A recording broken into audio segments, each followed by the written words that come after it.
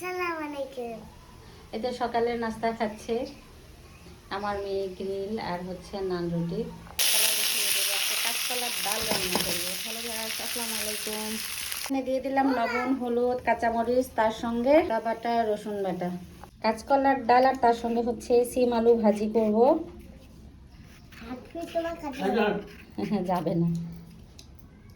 তো কাঁচকলার ডালটা দেখেন ভালো করে হচ্ছে কষিয়ে নিয়ে পানি দিয়ে সিদ্ধ করে এরপরে হচ্ছে ঘুটনি দিয়ে কিন্তু একটু ঘেটে নিয়েছি। এখানে হচ্ছে একটু জিরার গুঁড়ো দিয়েছি আর নামানোর আগ দিয়ে ধনিয়া পাতা দিয়ে নামিয়ে ফেলেছি। ডালটা খেতে কিন্তু অনেক মজাদার হয়েছিল। অনেকে হয়তো বা শুধু মাছ দিয়ে রান্না করে খান, এই কাঁচকলা কিন্তু হচ্ছে এভাবে ডাল শুটকে দিয়ে রান্না করে খেতেও ভালো লাগে।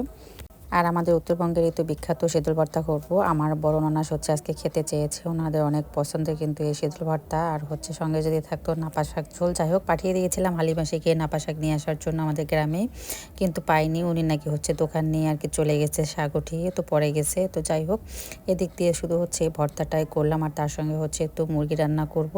আর সঙ্গে হচ্ছে কাঁচকলার ডাল আর তার সঙ্গে হচ্ছে সিম আলু ভাজি আছে। তো প্রথমে কিন্তু হচ্ছে শীতলটা আমি আজকে লাউ পাতা দিয়ে পুড়িয়ে হচ্ছে আর কি ভর্তাটা করব। এই ভর্তাটা খেতে অনেক ভালো লাগে। আগে কিন্তু আমার মায়ের হাতে এই ভর্তাটা এভাবেই খেয়েছি। আমার মায়েরা চাচিরা কখনো কিন্তু ভেজে ভর্তা করেনি, ওরা হচ্ছে এভাবে লাউ পাতায় পুড়ে ভর্তাটা করেছিল। আমি দেখেছিলাম, আসলে ওই স্বাদটা কিন্তু অন্যরকম। তো আমার শ্বশুরবাড়িতে আসার পর কিন্তু হচ্ছে আমরা আর কি ভেজে দেখেছি যে এরা ভেজেও আর কি ভর্তাটা করে, তো এই স্বাদটাও কিন্তু একটু অন্যরকম। তো আজকে এই জন্য আমি ভাবলাম যে পুড়েই ভর্তাটা করব।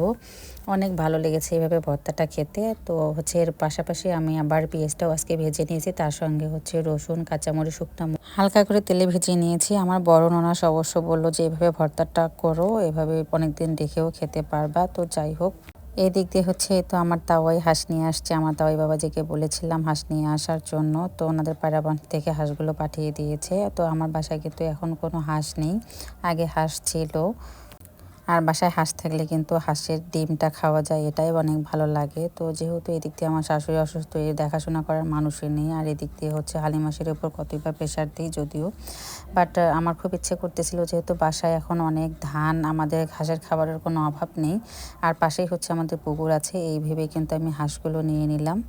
আর গ্রামে যেহেতু বাড়ি, আমার কিন্তু খুব ইচ্ছে করে মানে সবগুলো আইটেমই থাক, হাঁস, মুরগি, গরু, ছাগল, অল্প অল্প পরিমাণে সব থাক, ভালো লাগে কিন্তু। তো আমার আজকে কাঁচকলার ডাল আর আপনাদের কাছে এই সিঁদুর ভর্তাটা কেমন লাগলো অবশ্যই অবশ্যই কমেন্টসে একটু জানাবেন। আর এদিক দিয়ে হচ্ছে তো মুরগির মাংস ভুনা করব, আজকে আমার বড় ননাস চলে যাবে। তো আমার শাশুড়ি কিন্তু অনেক মন খারাপ, সবাই একটু দোয়া করবেন আমার শাশুড়ির জন্য। আর এদিক দিয়ে হচ্ছে তো আমাদের টাইলস আজকে নিয়ে আসলো আর কিছু ইলেকট্রিক্যাল জিনিস নিয়ে আসলো। আমার দেবর অবশ্য শহরে গিয়ে এগুলো হচ্ছে কিনে পাঠিয়ে দিয়েছে, আমি অবশ্য টাইলসটা পছন্দ করে দিয়েছিলাম ফোনে। আর এদিকে হচ্ছে আমার মেজন ননাস হচ্ছে শাশুড়ির জন্য এই ইলিশ মাছ রান্না করে নিয়ে আসছে, সঙ্গে মুরগির মাংস। তো আজকে এই পর্যন্ত, কেমন লাগলো জানাবেন। আল্লাহ হাফেজ, শুভরাত্রি।